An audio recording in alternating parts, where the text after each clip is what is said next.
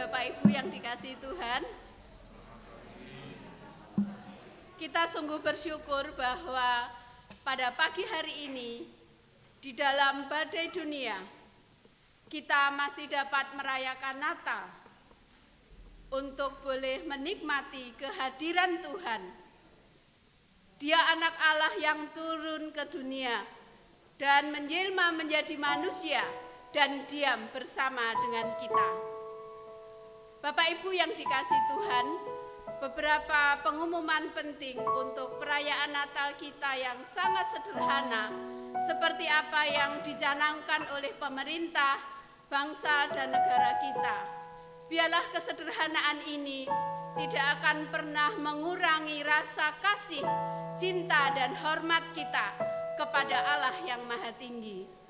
Pengumuman yang pertama adalah bahwa ibadah hari ini akan dilayani oleh Bapak Pendeta Emeritus Budi Bunarto. Kita bersyukur untuk beliau yang sehat walafiat bersama seluruh jemaat yang sehat walafiat, dan kita boleh mendengarkan firman Tuhan. Yang berikutnya, nanti pada waktu pulang Bapak Ibu, kita harus mentaati protokol kesehatan dan social distancing. Karena Kabupaten Kediri dan Kota Kediri sudah ada di dalam zona merah, maka kita harus tetap berhati-hati untuk tetap melakukan protokol dengan kedisiplinan demi kesehatan dan kemuliaan Tuhan. Nanti yang pertama, Bapak Ibu dari baris paling belakang akan pulang terlebih dahulu, dan majelis menyediakan satu parcel kue, dan Bapak Ibu boleh melayani diri sendiri. Setelah seluruh jemaat satu persatu dari bangku timur selesai dulu, kemudian yang kedua selesai dulu, ketiga dan keempat. Kalau jemaat paling belakang sudah selesai dan semua akan pulang meninggalkan gereja, lalu jemaat yang ada di belakang baru boleh keluar dan semua mengambil kue masing-masing. Kita tidak ada salaman, tetap melakukan salam social distancing. Kiranya Tuhan memberkati. Mari kita akan bersama-sama beribadah menyembah Tuhan. Kita sama-sama bangkit berdiri. Selamat datang Yesus Tuhanku. Dia datang ke dunia demi kita manusia berdosa, agar kita memperoleh pembenaran dan pengampunannya.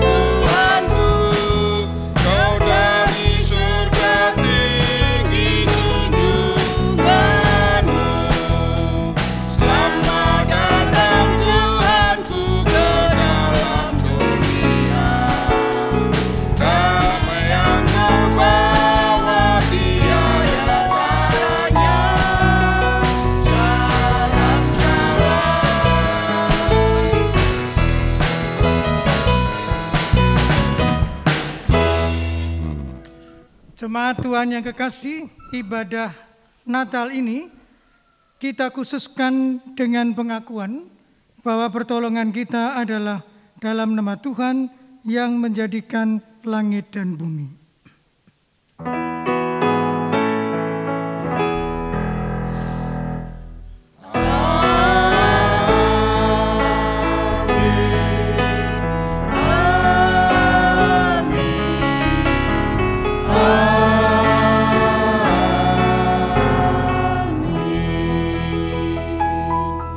Damai Kristus besertamu dan beserta saudara juga.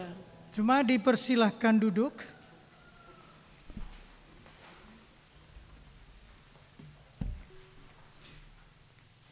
Kelahirannya bukan hanya menjadi wujud akan firman yang menjadi manusia, tetapi kelahirannya telah menjadi terang yang bercahaya di dalam kegelapan. Untuk itu, marilah kita bersorak menyambut kelahiran Firman yang menjadi manusia itu sebagai Sang Raja Damai.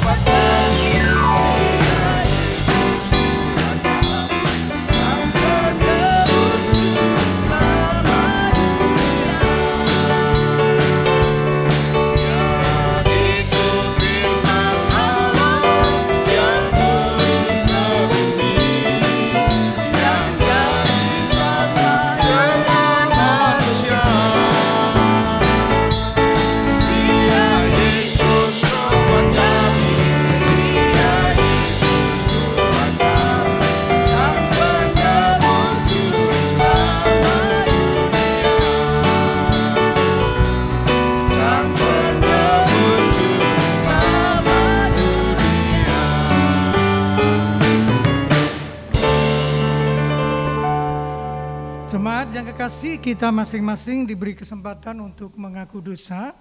Nanti akan saya tutup dengan doa bersama. Mari kita berdoa.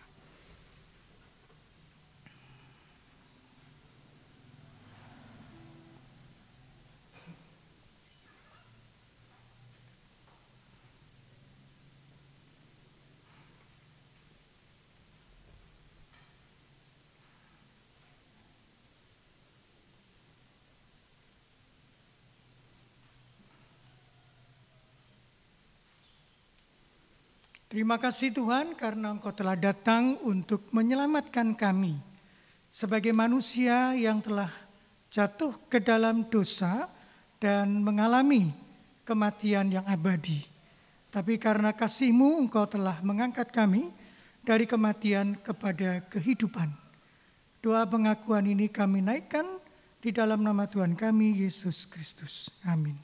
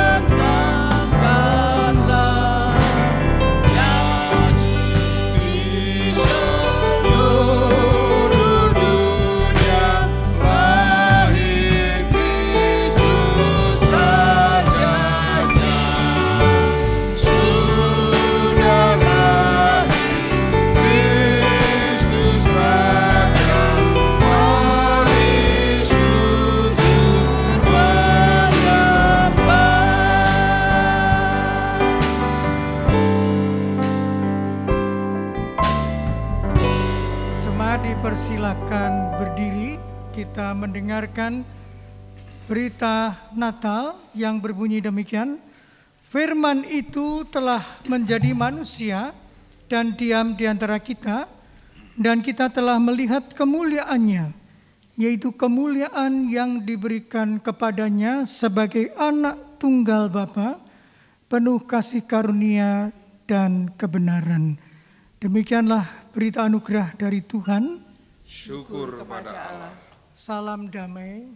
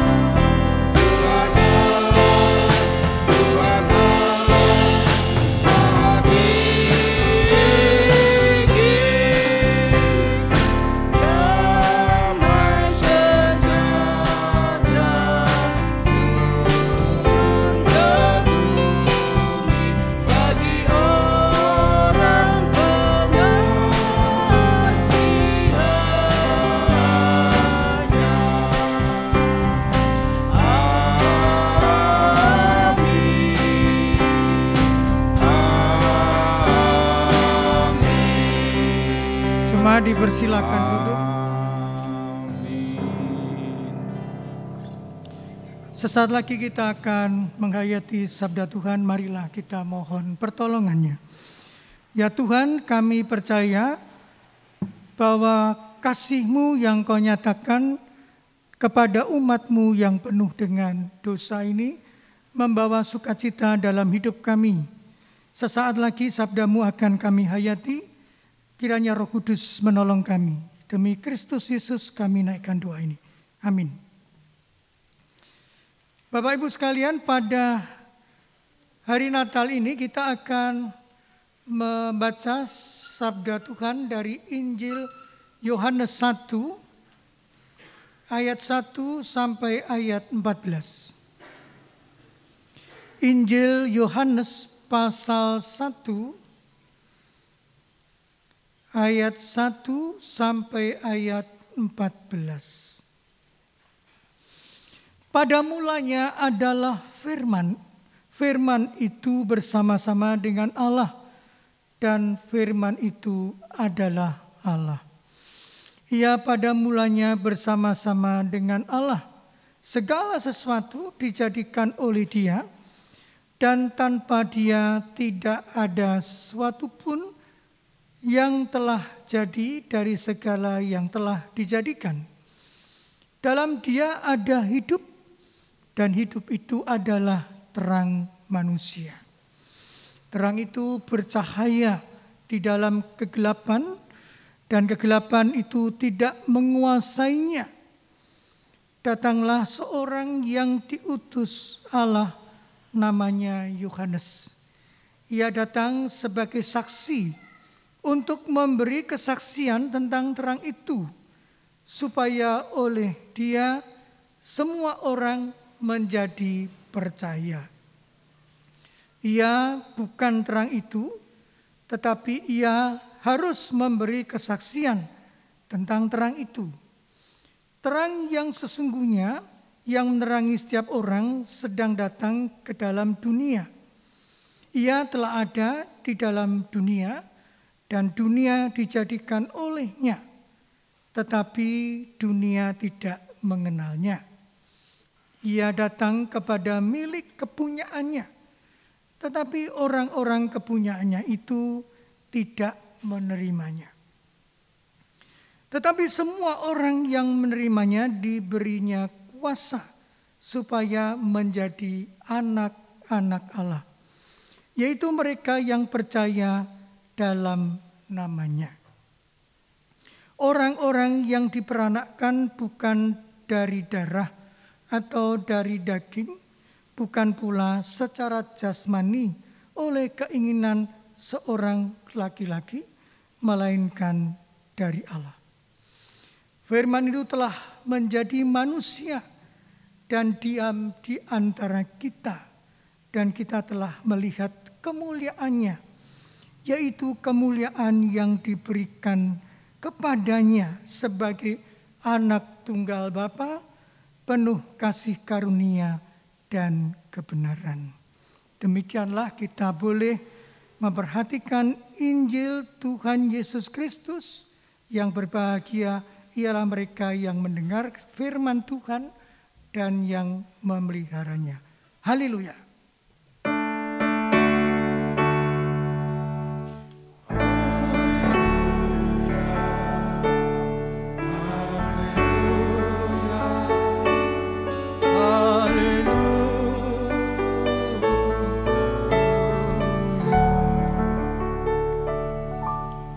Bapak Ibu, tema ibadah Natal kita, firman itu menjadi manusia.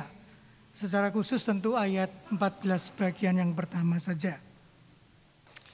Bapak Ibu sekalian yang saya kasih dalam Tuhan, saat malam Natal tiba, ada seorang bapak sedang di depan perapian, dia duduk santai sambil minum kopi yang hangat.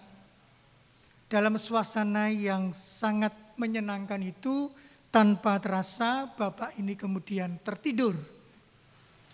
Namun tiba-tiba terdengar suara benturan yang keras yang membuat dirinya kaget, ya, tapi juga sekaligus dia terbangun, kemudian mencari dari mana sebenarnya sumber suara itu.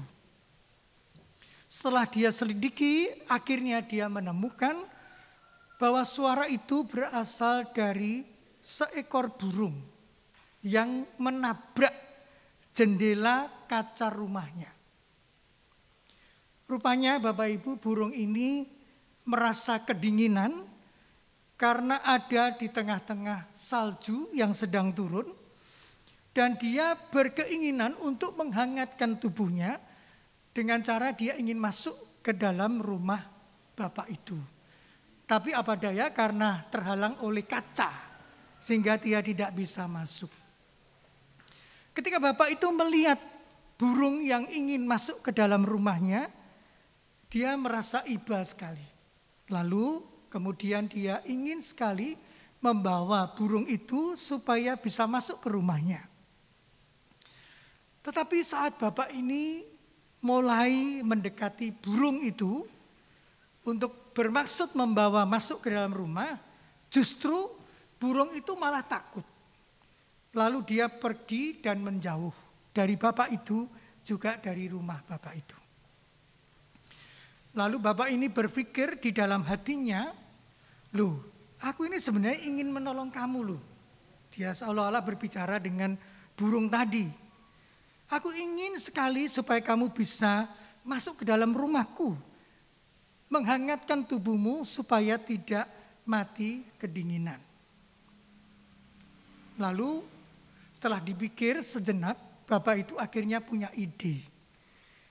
Dia mencoba untuk mengambil roti, kemudian memecah-mecahkan roti itu, mulai dari depan rumahnya, dia potong roti kecil-kecil, kemudian dia bawa potongan-potongan yang ada padanya ditaburkan di tanah, sampai kemudian masuk ke dalam rumahnya.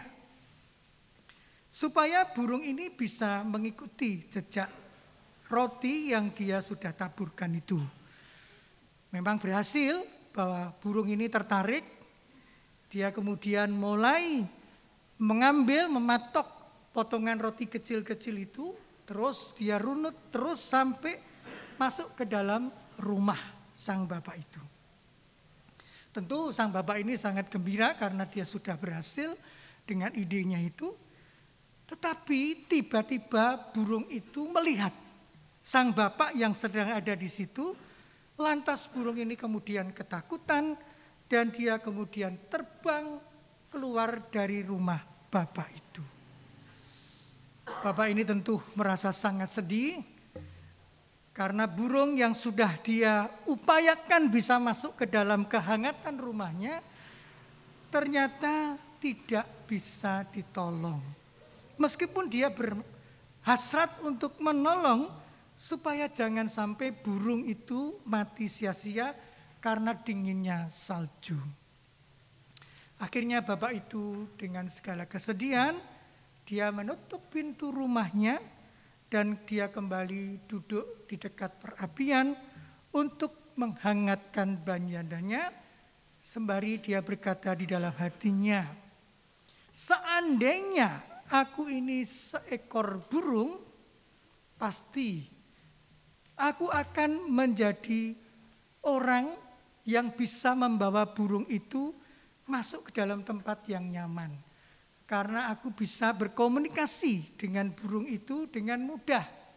Aku bisa berbicara, menuntun supaya dia berada di tempat yang aman dan tidak mati dalam suasana yang dingin. Bapak Ibu sekalian, ini kisah yang menginspirasi kita untuk mencoba menjelaskan firman itu menjadi manusia. Allah itu mengasihi dan mencintai kita, ciptaannya. Kasihnya itu tidak bisa dihitung dan tidak terhingga. Dia mempunyai sebuah kerinduan yang besar supaya manusia yang telah jatuh dalam dosa itu beroleh keselamatan. Karena itulah maka Allah itu menjadi manusia. Firman itu menjadi manusia, sehingga manusia beroleh keselamatan, mendapatkan kehidupan yang abadi. Tapi kalau kita melihat di dalam Injil Yohanes ini, Bapak Ibu, kenapa tidak dipakai firman itu menjadi manusia, tetapi dalam terjemahan yang lebih tepat, di situ disebutkan firman itu menjadi daging. Sarx, bahasa Yunaninya sarx. Daging. Jadi sebenarnya kalau diterjemahkan seharusnya berbunyi firman itu menjadi daging, seharusnya ya. Tapi mengapa di sini dipakai manusia? Nah, Bapak Ibu, penulis Injil Yohanes itu memakai kata daging karena pada masa itu sudah berkembang pengajaran-pengajaran yang sesat, pengajaran-pengajaran yang salah. Dan salah satu yang berkembang pada masa itu adalah pengajaran doketisme. Doketisme mengajarkan Bapak Ibu bahwa ketika Yesus datang ke dalam dunia, dia tidak betul-betul menjadi daging. Mengapa begitu? Karena ini dipengaruhi oleh filsafat Yunani yang berpendapat daging tubuh ini itu dianggap jahat. Tubuh ini dianggap sebagai penjara dari jiwa manusia. Karena pemikiran itu, maka tidak mungkin Allah yang suci, yang mulia, yang agung, apalagi Allah itu roh adanya, masuk dagang di dalam daging yang penuh dengan kejahatan, daging yang dipenjara di dalam tubuh. Karena itulah maka menurut ajaran doketisme, mereka meyakini bahwa ketika Yesus datang ke dalam dunia, dia tidak betul-betul berdaging. Ya. Dia tidak betul-betul menjadi manusia. Dia hanya kelihatannya seperti manusia.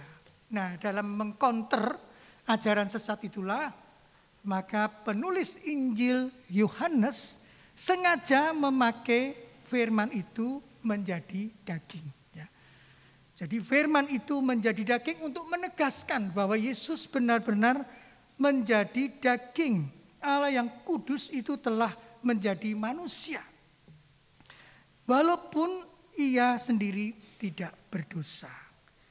Allah yang kudus itu mau tinggal di dalam daging, berdiam di dalam daging untuk menyelamatkan daging dengan segala hukuman dosanya.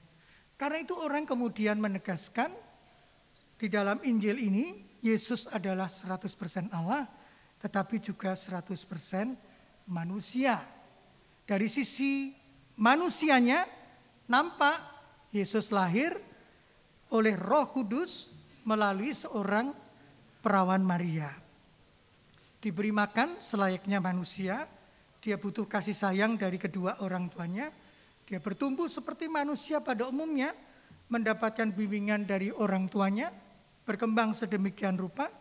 Dalam perjalanan hidupnya juga kita menyaksikan di Injil Yohanes, bisa mengalami kelelahan, bisa mengalami kehausan, juga butuh makan, punya dorongan emosi kasih ketika melihat Lazarus dan saudaranya.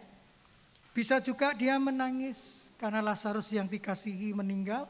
Bisa juga dia terharu, bisa juga seperti manusia yang mengalami kehidupan sehari-hari. Tapi dikatakan di sisi lain, dari sisi keilahiannya, dia tidak berbuat dosa.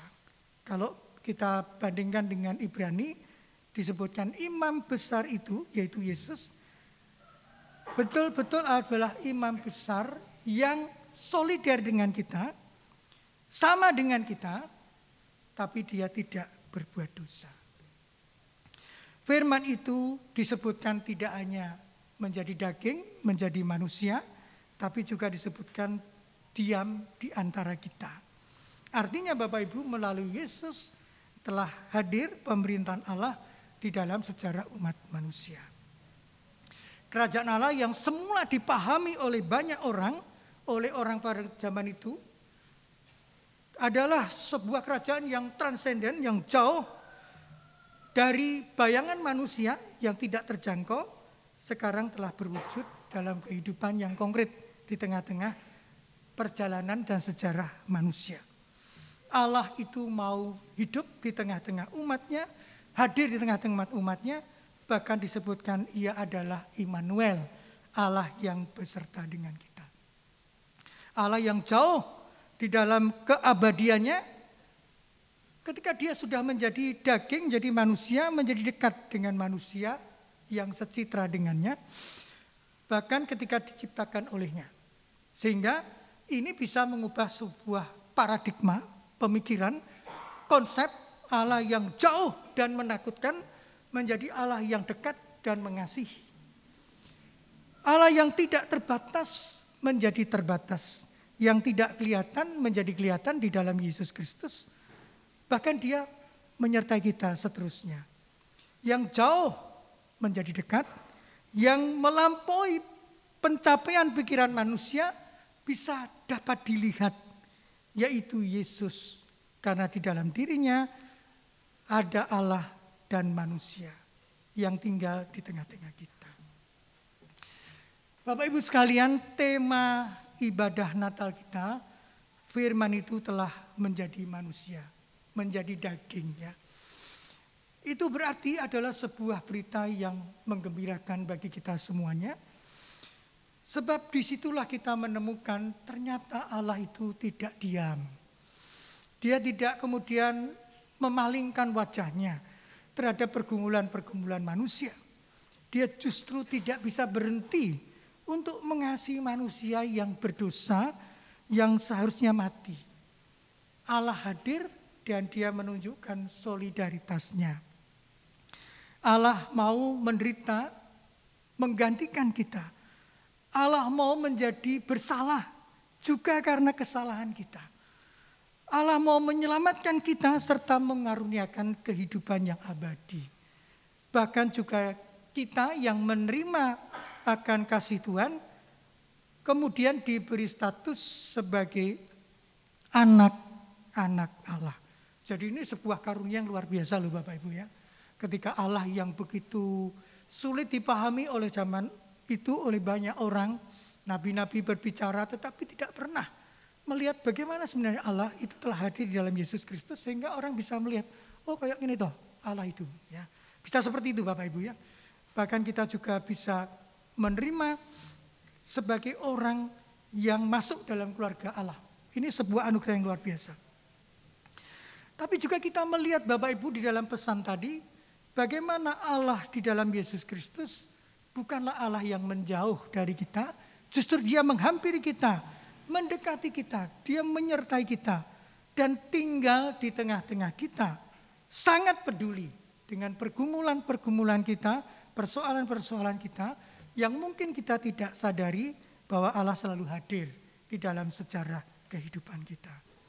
Oleh karena itu Bapak Ibu, jika Allah yang sedemikian rupa mengasihi kita, mengampuni, menyelamatkan, dekat, bukan Allah yang menakutkan, maka sudah sepantasnya lah kita mempercayai Dia. Bahkan kita bisa menyerahkan hidup kita seutuhnya kepadanya. Ia juga akan menolong kita dan menyelamatkan kita kalau sekarang ini manusia banyak diwarnai dengan kekhawatiran, ya, dengan kecemasan, tertekan, depresi, karena ada COVID yang datang, ya. COVID yang tidak pernah kita harapkan beberapa waktu sebelumnya. COVID yang tidak kelihatan tapi mematikan. COVID yang telah merubah paradigma kita. COVID yang telah merusak kerapuhan kita sebagai manusia, kelemahan kita sebagai manusia.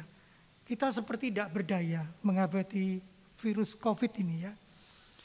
COVID itu begitu perkasa menghancurkan perekonomian manusia, membuat manusia sebagai makhluk sosial tidak bebas lagi bisa berkomunikasi.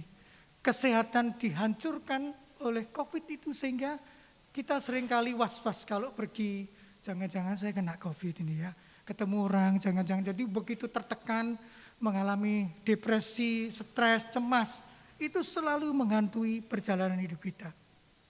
Apalagi kalau kita mendengar berita bahwa sekarang di Inggris ditemukan sebuah varian baru, COVID-19, yang jauh lebih ganas dari yang semula.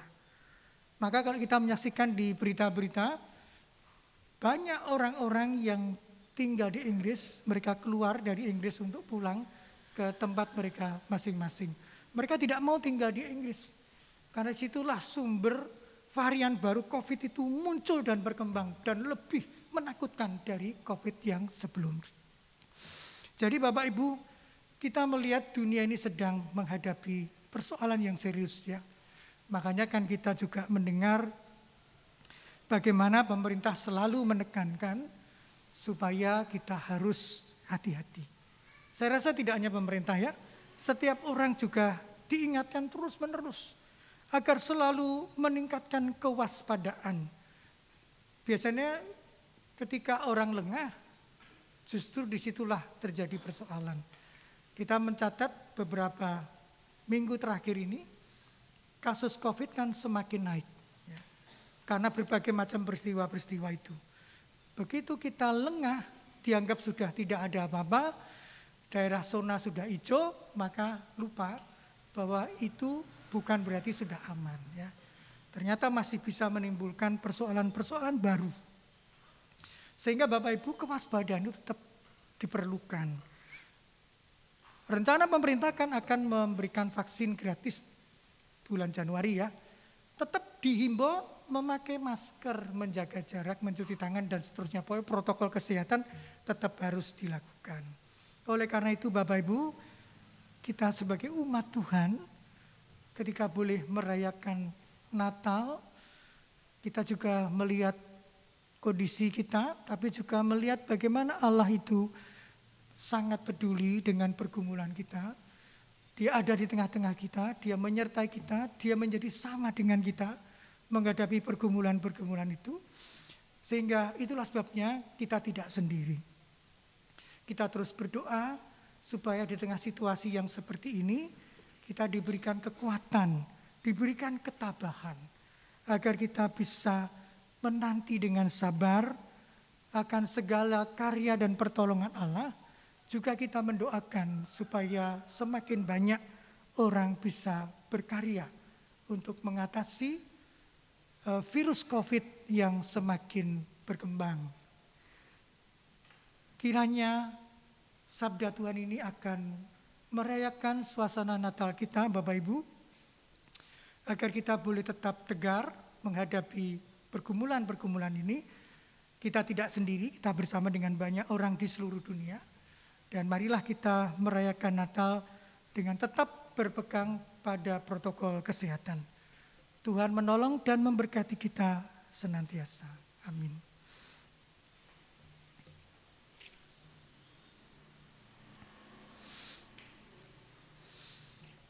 Bapak Ibu, kita akan menyaksikan persembahan paduan suara para pendeta dan istri. Kami persilakan.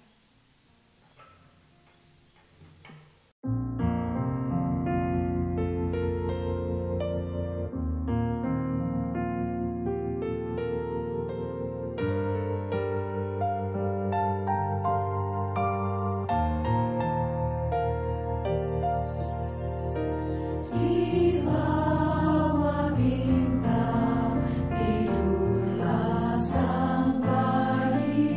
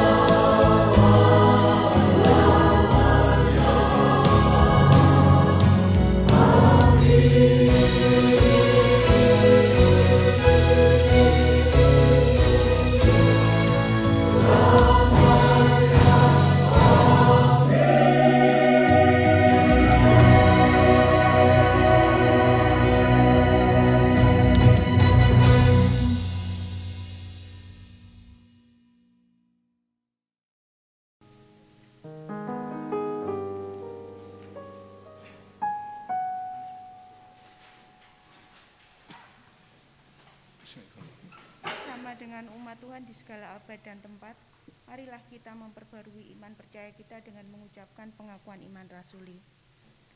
Aku percaya kepada Allah, Bapa yang Maha Kuasa, Khalik langit dan bumi, dan kepada Yesus Kristus, anaknya yang tunggal Tuhan kita, yang dikandung dari Roh Kudus, lahir dari anak darah Maria, yang menderita sengsara, di bawah pemerintahan Pontius Pilatus, disalibkan, mati dan dikuburkan, turun ke dalam kerajaan maut, pada hari yang ketiga, bangkit pula dari antara orang mati, naik surga, duduk di sebelah kanan Allah, Bapa yang Maha Kuasa, dan dari sana ia akan datang untuk menghakimi orang yang hidup dan yang mati.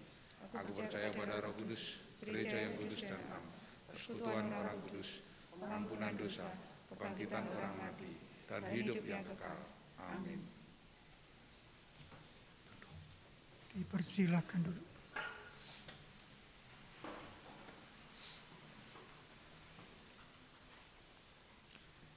Jemaat, kita akan bersama-sama menaikkan doa syafaat.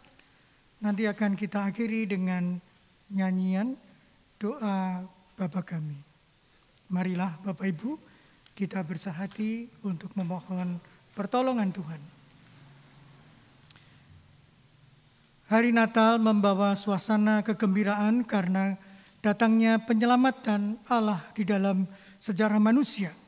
Tetapi saat ini kami juga diperhadapkan dengan persoalan-persoalan yang menyangkut perjalanan bangsa dan negara, kehidupan sejarah manusia. Oleh sebab itu Tuhan, kami masih tetap berdoa supaya masyarakat bisa punya kesadaran yang baik untuk disiplin dan taat melakukan protokol kesehatan dan tidak menganggap remeh dahsyatnya virus corona yang telah membawa korban banyak, membuat perekonomian menjadi tidak stabil, juga telah membuat hubungan personal komunal menjadi tidak bisa lancar. Kami juga berdoa Tuhan untuk setiap orang yang telah mengalami positif COVID-19, bila oleh anugerah-Mu Tuhan Engkau berkenan menyembuhkan, sehingga mereka akan semakin menjadi saksi untuk mendorong saudara-saudaranya yang masih belum disembuhkan mempunyai semangat untuk bangkit. Kami juga berdoa Tuhan supaya masyarakat dapat lebih berhati-hati di dalam menggunakan media sosial dengan penuh tanggung jawab dan menghadirkan kesejukan dan keteduhan, bukan mengumbar berita-berita hoax, ujaran kebencian, hal yang bernuansa memecah belah persatuan dan kesatuan bangsa. Kami juga berdoa Tuhan supaya Tuhan berkati akan pemerintah, aparat negara, masyarakat di dalam mengantisipasi rancangan-rancangan kejahatan dari kelompok-kelompok radikal ataupun terorisme yang dengan sengaja ingin membuat negara menjadi kacau, negara menjadi tidak aman, sehingga masyarakat menjadi resah. Berkatilah Tuhan akan setiap umat-Mu supaya dapat menghadirkan damai, sukacita, kepedulian, kegembiraan di tengah-tengah pandemi dalam suasana perayaan Natal ini. Kami juga berdoa Tuhan untuk gereja-gereja Tuhan agar tetap menciptakan ketahanan pangan melalui kesaksian-kesaksian dan aksi-aksi diakonia yang kreatif, sehingga membantu masyarakat yang sedang mengalami keterpurukan. Dalam suasana Natal dan Tahun Baru atau Nataru, kami juga melihat ada banyak pergumulan-pergumulan kebutuhan masyarakat dengan kenaikan harga-harga pokok seperti harga gula pasir, minyak, ayam, telur ayam, cabai, dan berbagai macam kebutuhan pokok lainnya. Tuhan berkatilah supaya pemerintah dapat mengantisipasi akan seluruh pergulatan di tengah-tengah masyarakat untuk memenuhi kebutuhannya dalam suasana Nataru, Natal dan Tahun Baru. Kami juga mendoakan Tuhan akan kesiapan Kejaksaan Agung bersama Bareskrim Mabes Polri untuk melakukan gelar perkara kasus dugaan tindak korupsi dari PT Asuransi Sosial Angkatan Bersenjata Republik Indonesia ASABRI yang akan dilakukan pada akhir tahun, supaya melalui ketegasan keputusan ini bisa ditelusuri akan dugaan korupsi dan ditegakkan hukum yang benar. Kami mendoakan setiap pergumulan kami dalam suasana Natal dan juga akhir tahun baru supaya tetap menjadi berkat. Kami doakan setiap umat-Mu yang sakit di tengah-tengah pergumulan ini supaya mereka boleh semangat untuk terus maju di dalam pertolongan dan pemeliharaan Tuhan. Kami sempurnakan Tuhan doa ini seperti yang Kau ajarkan kepada kami, demikian.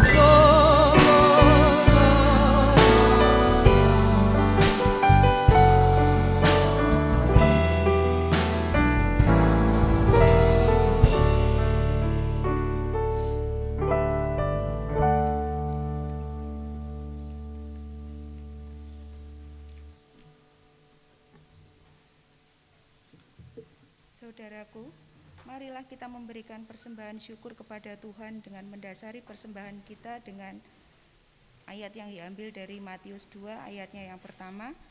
Sesudah Yesus dilahirkan di Bethlehem di tanah Yudea pada zaman Raja Herodes, datanglah orang-orang Majus dari timur ke Yerusalem.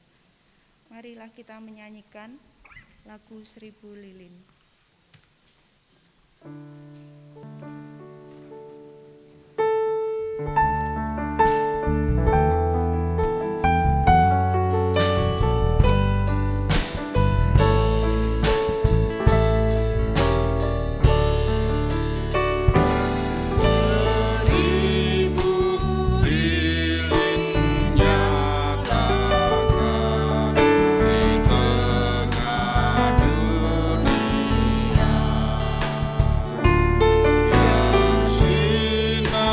Sinarnya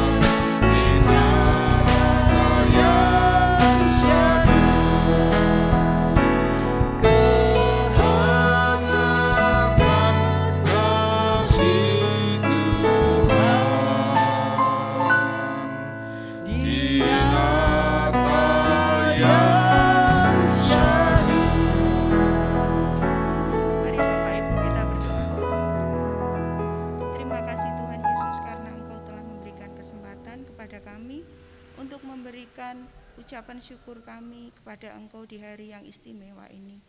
Tuhan Yesus, kiranya Engkau melayakkan persembahan kami sehingga boleh berkenan di hadapan-Mu dan dipergunakan dengan baik untuk sarana pekerjaan-Mu di GKI Ngurah ini. Terima kasih Bapa, di dalam nama Tuhan Yesus kami berdoa. Amin.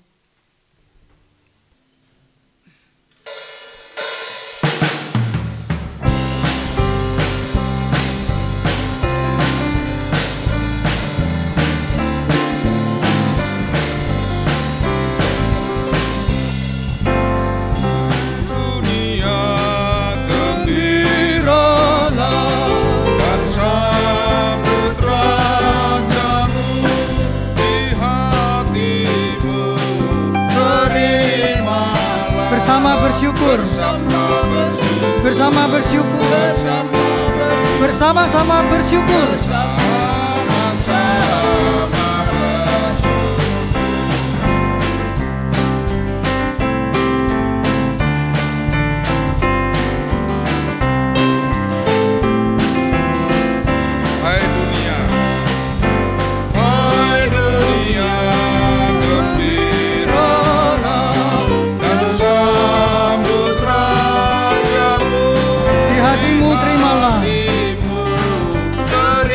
Bersama bersyukur,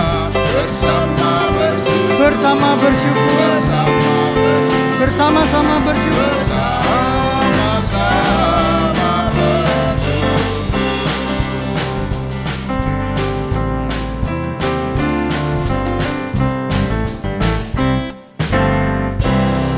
Jemaat, arahkanlah hatimu kepada dunia.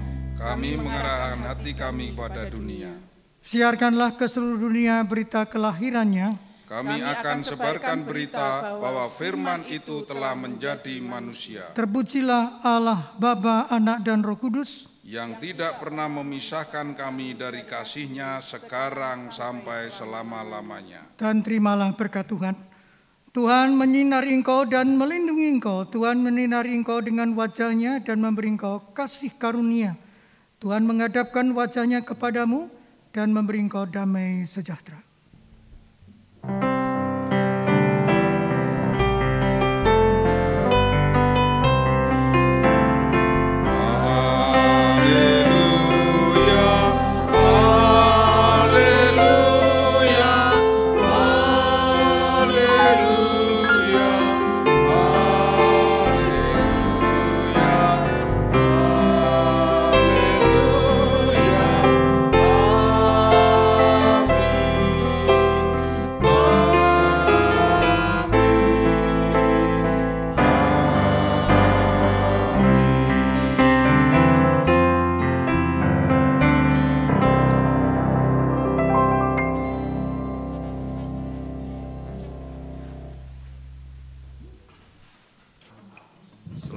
Bapak Ibu yang dikasihi Tuhan, ada beberapa hal yang perlu kami sampaikan. Pertama, kami segenap Majelis Jemaat GKI Ngurah mengucapkan terima kasih atas pelayanan Bapak Pendeta Emeritus Budi Bunarto. Kiranya Tuhan senantiasa menyertai agar beliau boleh selalu melayani Tuhan.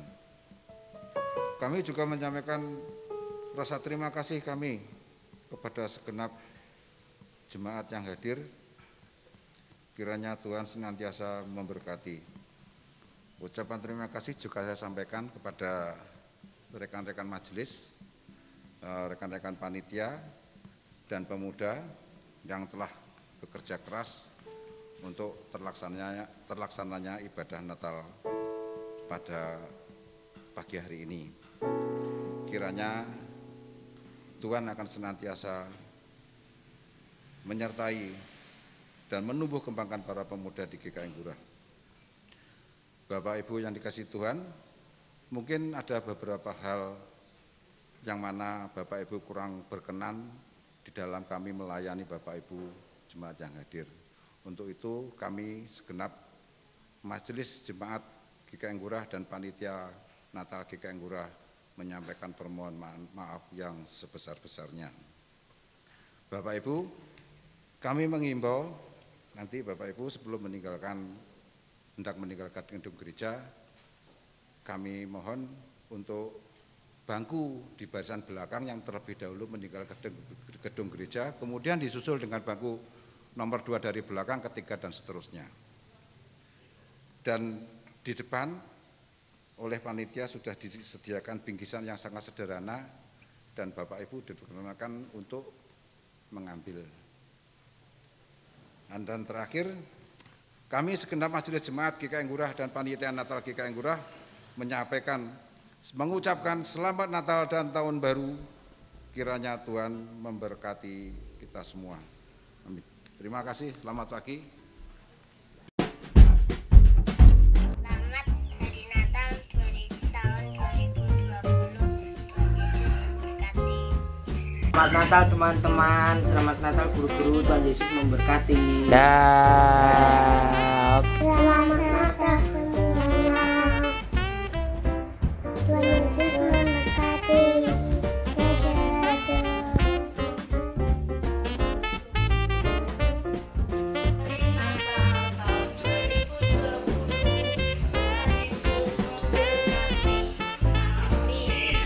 Hari Natal teman-teman. Selamat Natal guru malam minggu. Terima kasih jajannya.